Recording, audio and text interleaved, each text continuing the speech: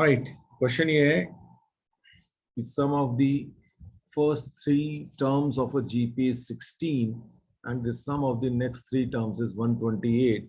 Find the sum of n terms of this GP. हम सम का formula already निकाल चुके हैं, है ना। तो उन्हीं चीजों को यूज करके हमें ये क्वेश्चन सॉल्व करना है।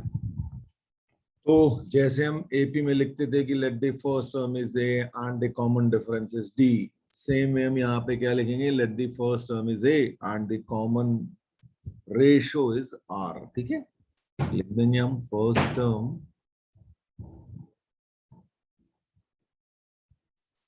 Is A and common ratio is R. अब ये कह रहा है कि sum of first three terms is 16। अब फर्स्ट थ्री टर्म्स कौन सी होंगी, ए, नेक्स्ट होती है ए आर और अगली होती है A R square, it is 16। ये आपके पास एक एक क्वेश्चन आ गई। यहां से ए कॉमन आ रहा है तो वो भी निकाल के देख लेते हैं, हो सकता है जरूरत पड़े, नहीं पड़े तो तब की तब सोचेंगे। तो ये आ गए 16, ये आपकी question number 1। And next condition है sum of the next three terms, यानी कि ए आर स्क्वायर के बाद वाली तीन टर्म्स। तो वो कौन सी होंगी, A R cube plus A are to the power 4 plus A are to the power 5, और वो हमको दे रखा है 128। यहां से फिर से कॉमन ले लेते हैं और in fact A R square common ले लेते हैं। अब तो ए आर क्यूब ही आ जाएगा, है ना, ए आर क्यूब आ जाएगा। तो यहाँ से 1 plus are square is equal to 128। अब ये तो बहुत बढ़िया हो गया काम, ए और आर ही तो निकालना है। डिवाइड कर दो, इक्वेशन 2 को इक्वेशन 1 से डिवाइड कर देते हैं भाई। तो क्या करें, मैं तो यहीं लिख रहा हूं, आप लोग अलग से लिखिएगा, मैं यहीं पे लिख दे रहा हूं। ठीक है, तो ये हो जाएगा a into 1 plus are square, और यहाँ पे डिवीजन हो जाएगा ये 16। a से a गया, ये पूरा का पूरा कैंसिल हुआ, और ये r क्यूब और 16 8 जा, राइट। तो r इज इक्वल टू 2 आ गया भाई आपके पास। अब r इज इक्वल टू 2 आ गया तो यहां पे रख देते हैं इक्वेशन 1 में। फ्रॉम इक्वेशन 1 तो क्या हो जाएगा, a into 1 plus 2 plus 4 is equal to 16। So a is equal to 16 over 7 हो जाएगा। तो अब a मिल गया, r मिल गया, sum of n terms of the GP, sum of n terms Sn a into r to the power n minus 1 over r minus 1। I hope अब तक याद हो गया होगा ये फॉर्मूला, है ना। तो a हो गया हमारा 16 over 7, r हमारा निकला 2 to the power n minus 1 over 2 minus 1। बस खत्म काम। 16 over 7 into 2 to the power n minus 1, ये आपका आंसर। बताइए जी, कोई दिक्कत यहाँ। अब ये क्वेश्चन है, ये आप लोग फटाफट करके देखो होता है कि नहीं होता है। I am giving you 2 minutes for this, try and solve this.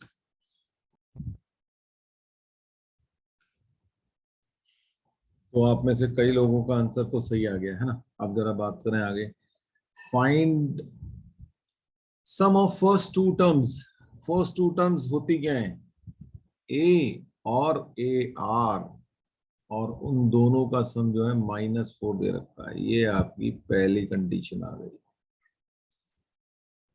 And the fifth term is 4 times of the third term. Fifth term होगी हमारी a are to the power 4, और 4 times द थर्ड टर्म होगी A R square. ए से ए गया, are square से यह गया, तो r square is equal to 4 हो गया, तो r is equal to plus minus 4 हो गया, सॉरी प्लस माइनस 2 हो गया, क्या बात है, प्लस माइनस 2 हो गया। ठीक है, अब जब r is equal to let's say plus 2 लिया, तो इक्वेशन 1 से मुझे क्या मिलेगा, यहां से मैं इसको कॉमन ले लेता हूं, a into 1 plus 2 equal to -4, तो a is equal to -4/3, right. और जब r इज इक्वल टू -2 होगा, तो a is equal to 1 -2 is equal to -4, यानी कि a इज इक्वल टू 4। तो अब यहां से जब आपकी जीपी निकालोगे तो कौन सी शुरू होगी, 4 -8 16, और फिर 2 से मल्टीप्लाई कर दो तो -32 एंड सो ऑन। यहां से जब आप लोगे तो क्या होगा, हमारे पास r इज इक्वल टू 2 है और a इज इक्वल टू -4/3 है, तो -4/3 -8/3 -16/3 एंड सो ऑन। ये आपके पास आंसर आ जाएगा। क्वेश्चन ये है, बहुत सिंपल सा क्वेश्चन दे रहा हूं अभी आप लोगों को मैं, है ना, क्योंकि अभी हम स्कूल की बात कर रहे हैं सिर्फ, है ना। तो determine the number of terms in GP if a1 is equal to 3, an is equal to 96 and sn is equal to 189। करिए जी जरा सा इसको ट्राई करिए सब। नंबर ऑफ टर्म बतानी है जी। a1 इज इक्वल टू 3 दे रखा है, यानी कि a भाई साहब दे रखे हैं 3, an इज 96, यानी कि a nth टर्म, तो a r n minus 1 is equal to 96, और a है 3, चलो बाद में यूज करेंगे। एस एन जो है 189 दे रखा है। एस एन का फॉर्मूला क्या होता है हमारा, a into R to the power n minus 1 over r minus 1 is equal to given है 189, राइट। तो लाओ भाई, अच्छा हमारे पास A are to the power n minus 1 है, इसको यूज करना है, तो अपन क्या करते हैं, चलो इसको जरा ओपन करते हैं। तो a are to the power n minus a over r minus 1 is equal to 189, ऐसे ओपन कर दिया, ब्रैकेट ओपन किया है। अब देखो इसको कैसे लिख सकता हूं मैं, यहां से एक r चुरा लूं, तो ये लिख सकते हैं हम r into a r n minus 1 minus a over r minus 1 is equal to 189, ठीक है। ये r उसके साथ मल्टीप्लाई होगा तो उसको बस ब्रेक ही किया उसकी पावर को। तो अब ए आर n माइनस 196 है, तो मुझे मिल गया, तो r into 96 minus a is 3 over r minus 1 is equal to 189। इसको अगर हम सॉल्व करेंगे तो क्या आएगा, करें वही करना ही पड़ेगा, मतलब 96 r minus 3 is equal to 189 r minus 189। ऐसा आ गया भाई, हो गए। यहां से इसको सॉल्व करें तो क्या आ जाएगा हमारे पास, 186 is equal to 189 r minus 96 r, तो 186 is equal to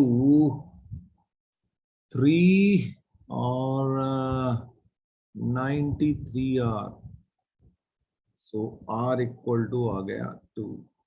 यहां से r मिल गया आपको, ए पता है आर पता है, तो क्या किया जाए, एन ही तो निकालना है, यहां से रख दो।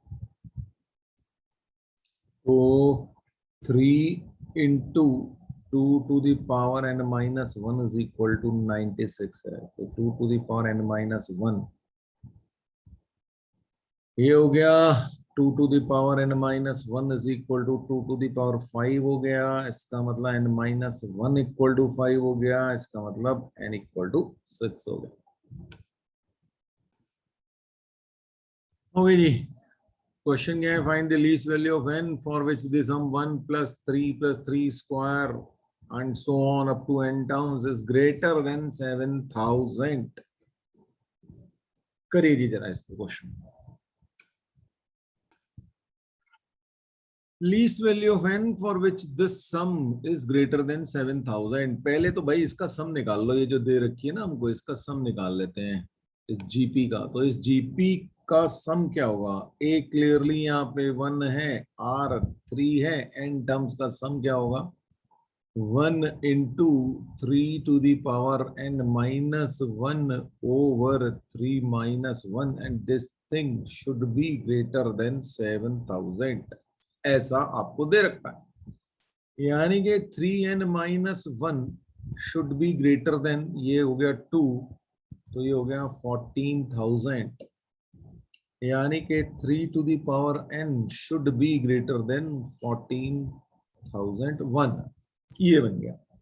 अब इस चीज को सपोर्ट करने के लिए आप निकाल पाए तो ये आपको वैल्यूज दे रखी हैं, तो लॉग दोनों साइड में लॉग ले लो, है ना? लॉग ले लिया तो क्या आ जाएगा? n into log of 3 should be greater than log of 14001। ठीक है, तो n log ऑफ 3 की वैल्यू आपको दे रखी है 0.4771 should be greater than 4.1461। n की वैल्यू 4.1461 ओवर 0.4771, इसको आपने सॉल्व करना है, which will be 8.6 करीब करीब 69, ये आपका आंसर आ जाएगा।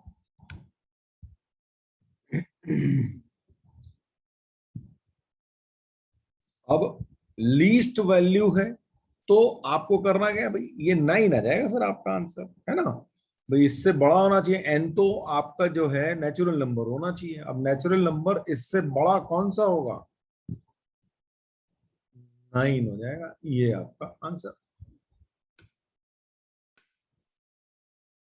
ये आपका होमवर्क क्वेश्चन, इसको आप करेंगे आंसर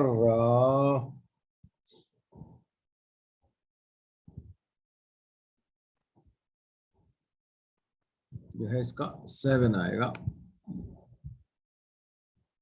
ये करिएगा, बिल्कुल सिंपल से क्वेश्चन है ये, आप अपने स्कूल में एक्सपेक्ट करेंगे ही करेंगे, है ना? ये आपके लिए एक और होमवर्क क्वेश्चन।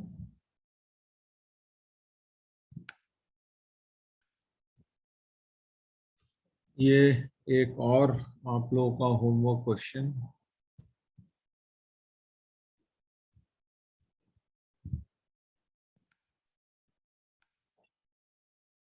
जरा ये क्वेश्चन देखा जाए। If f is a function satisfying f of x plus y is equal to fx into fy for all xy belonging to natural numbers such that f of 1 is equal to 3 and summation of x is equal to 1 to n, fx is equal to 120, find the value of n। इसमें क्या करेंगे आप? ठीक है, ये देखो, ये इस तरह के थोड़ा सा अब आपको समझना पड़ेगा, है ना, क्योंकि अब 11th में आगे इस तरह की चीजें बहुत मिलेंगी आप लोगों को, है ना? तो क्या कह रहा है कि फंक्शन जो है f of x plus y, ये पहले फंक्शन की स्टाइल देख लें, क्या है कहना, क्या चाहता है? ये कहता है भी f of x plus y is equal to f x into f of y है। ठीक है, और अब थोड़ी देर के लिए ध्यान दिया जाए, अगर मैं एफ एक्स की जगह 1 रख दूं, वाई की जगह भी 1 रख दूं, तो ये कह रहा है कि ये F of 1 into f of 1 है। ठीक है, ये बात समझ में आई कि नहीं है बताओ। अच्छा, मान लीजिए मैं और बढ़ाना शुरू करूं तो क्या होगा, एफ ऑफ 1 प्लस 1 प्लस 1। अगर मैं ऐसा करूं तो क्या हो जाएगा, F of 1 into f of 1 into f of 1, ऐसा भी हो जाएगा। ठीक है, क्योंकि क्या होगा, मैं इस केस में मैं क्या कर रहा हूँ, एक्स या वाई को 2 ले रहा हूँ, ठीक है ना। तो 2 लेके फिर फर्दर वहां पे क्या करता है, एफ ऑफ 2 होता, उसको फिर ब्रेक कर देता मैं, इसी वे में बन जाता है। ठीक है, तो ऐसे ही अगर आप देखो, एफ ऑफ एक्स जो है, इसको मैं कैसे ब्रेक कर सकता हूं। अच्छा देखो, ऐसा होता है ना, 1 plus 1 plus 1 plus 1 up to x times is equal to x होता है। ये बताओ होता है कि नहीं होता है। तो एफ ऑफ एक्स को मैं कैसे लिख सकता हूं फिर, जैसे मैंने यहां पे आपको बताया कि भाई ये 1 को एक्स बार ब्रेक कर लेते हैं, 1 plus 1 plus 1 plus x times will be equal to क्या होगा, f of 1 into f of 1 into f of 1, और ये भी मल्टीप्लाई कितनी बार हो जाएगा, एक्स टाइम्स हो जाएगा। ठीक है, और इसका मतलब ये हो जाएगा कि एफ ऑफ एक्स जो है वो क्या हो जाएगा, F of 1 x time multiply हुआ, तो इसका मतलब हो गया कि एफ ऑफ 1 की पावर एक्स हो जाएगा। बताओ यहां तक बात समझ में आई। अब देखो, अब f x is equal to, अच्छा एफ ऑफ 1 इसने दे रखा है, देखो यहाँ पे 3, तो यानी कि एफ एक्स हो गया 3 की पावर एक्स। ठीक है, ये सब एक्सरसाइज इसलिए करी गई क्योंकि हमें एफ एक्स एक्चुअली में पता करना था ना, नहीं तो हम ये कैसे सॉल्व करते। ये क्वेश्चन में अब हम यूज करेंगे इसको। क्या हुआ है, अब ये कह रहा है कि summation x is equal to 1 to the power n. अब एफ एक्स की जगह मैं क्या रख दूं, 3 to the power x is equal to है 120। तो अब अच्छा, समेशन का मतलब क्या होता है, अलग अलग बार लिख दो और उनको ऐड कर दो। तो यानी कि एक्चुअली में क्या लिखा हुआ है, 3 to the power 1 plus 3 to the power 2 plus 3 to the power 3 up to 3 to the power n is equal to 120। और ये क्या है, ये तो जीपी है। इस जीपी का सम क्या होगा, 3 into 3 to the power n minus 1 over 3 minus 1 is equal to 120। बोलो जी, ये बात समझ में आ गई। तो यहां से निकाल दें, 40 हो गया, और 3 to the power n minus 1 is equal to 3 minus 1 2, और 2 उधर जाके गया, मल्टीप्लाई हो गया, 80 हो गया। तो 3 to the power n is equal to 81। इसका मतलब n इज इक्वल टू 3, 4 हो गया, 3 नहीं 4 हो गया, n इज इक्वल टू 4। ये आपका आंसर।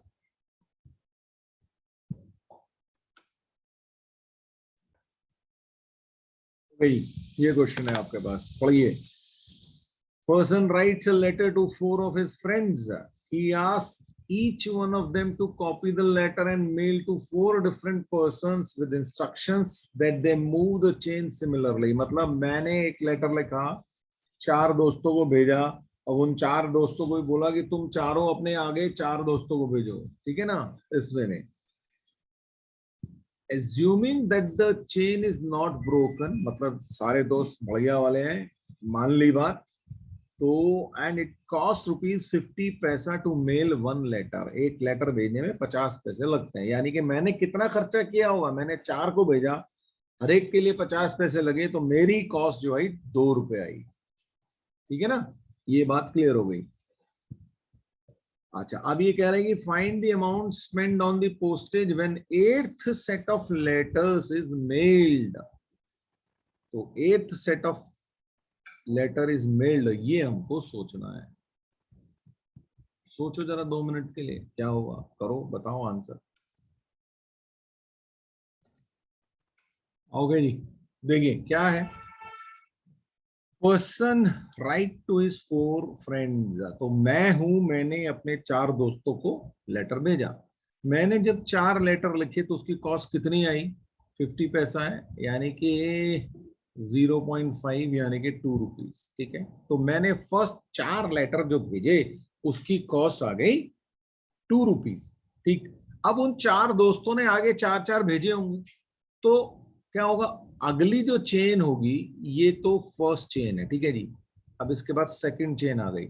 सेकंड चेन में क्या हुआ, जिन 4 लोगों को मिले उनमें से चारों ने, हर एक ने ₹2 लगाए होंगे, क्योंकि हर पर्सन जो है 2 को भेज रहा है, और वो 4 लोग थे टोटल।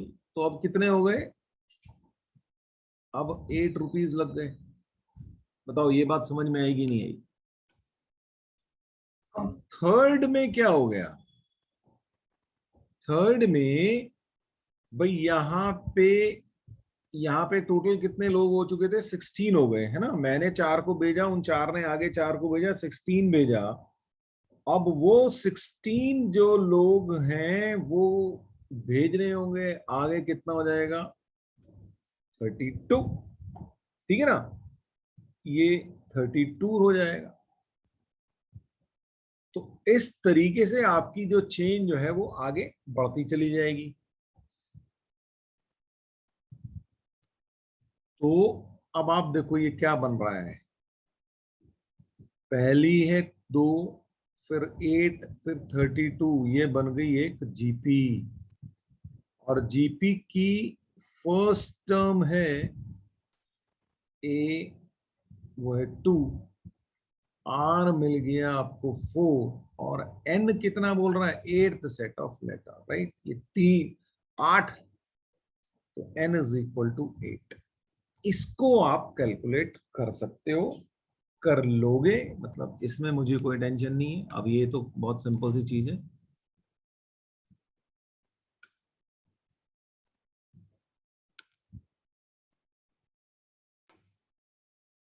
जब आप इसको सॉल्व करोगे तो आपका जो आंसर आ जाएगा वो मैं आपको बता देता हूँ, बस वो का 43690 आपके पास आंसर आ जाएगा भाई।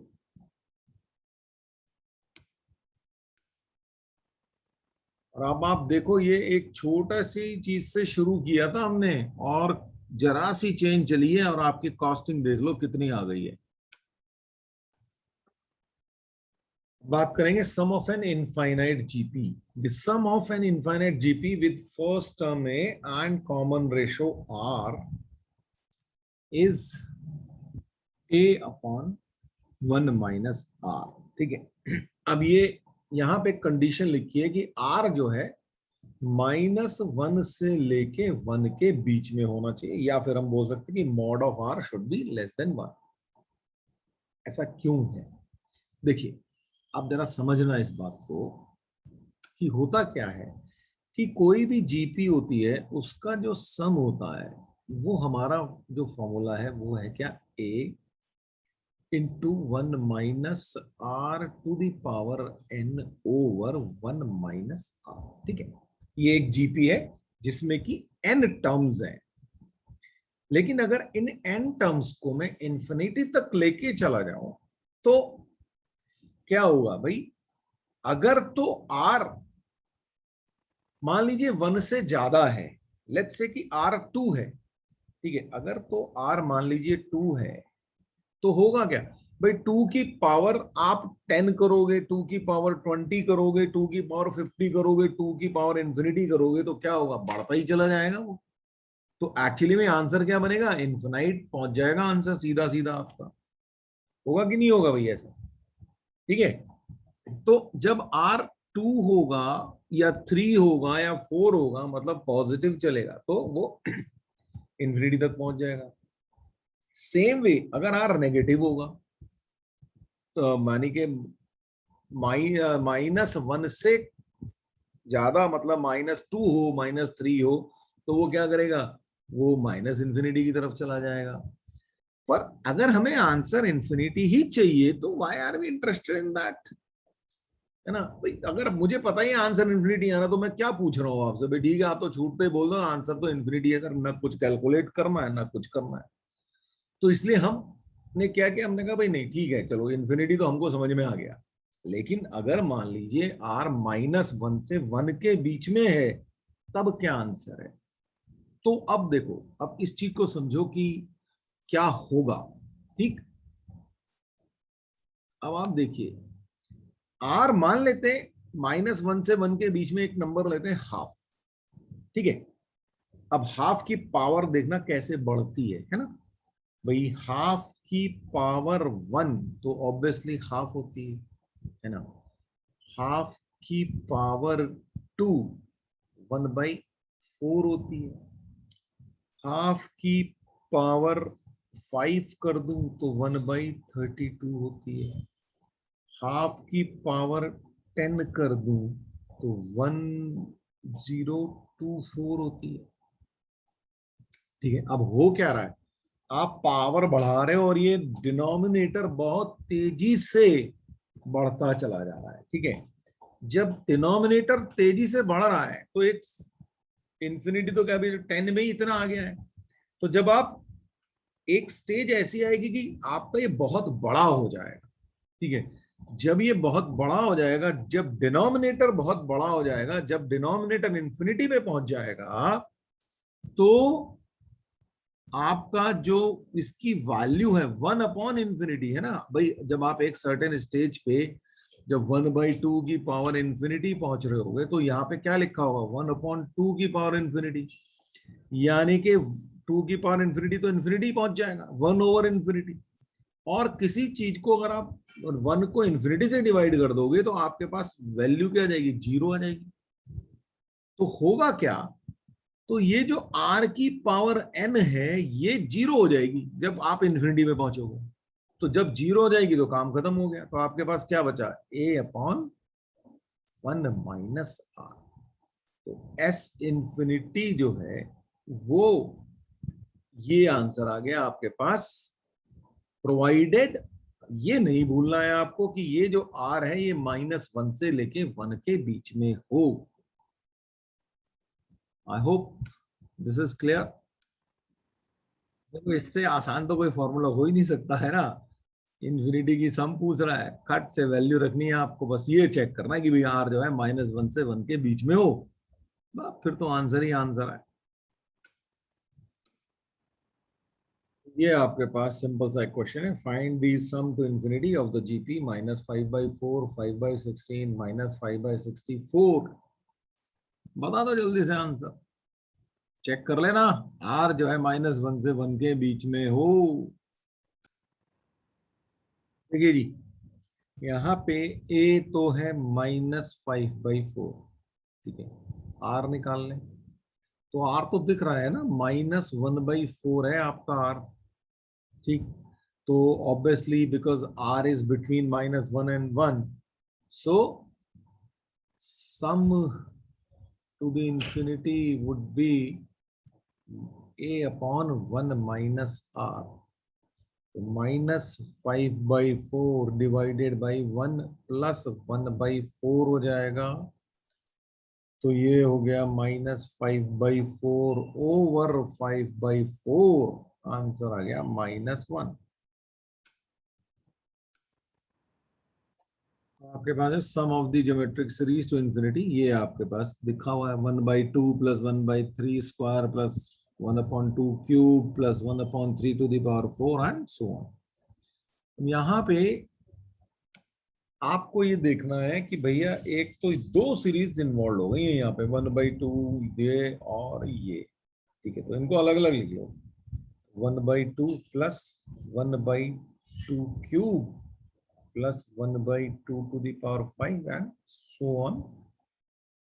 और साथ में एक और ये वाली ये और ये ऐसे चल रहा है खेल। तो 1/3 square plus 1/3 to the power 4 plus 1/3 to the power 6 and so on. बस अब ये दो अलग अलग इन्फिनिट सीरीज हो गई, इनका आंसर निकाल लो। क्योंकि भाई यहां पे अगर मैं निकालूंगा तो a है 1/2 और 1 माइनस 1/2 स्क्वायर जो है वो आपका, मैं लिख देता हूं a is this, r is equal to 1/4। ये बन गया आपके पास, ठीक है। और यहां पे क्या आ रहा है, इसके लिए a है 1/9 और r है 1/9। तो ये क्या बन जाएगा इसके लिए, तो 1/9 ओवर 1 माइनस 1/9। बस इसको आपको सॉल्व करना है। बता दो क्या आंसर आ जाएगा फटाफट।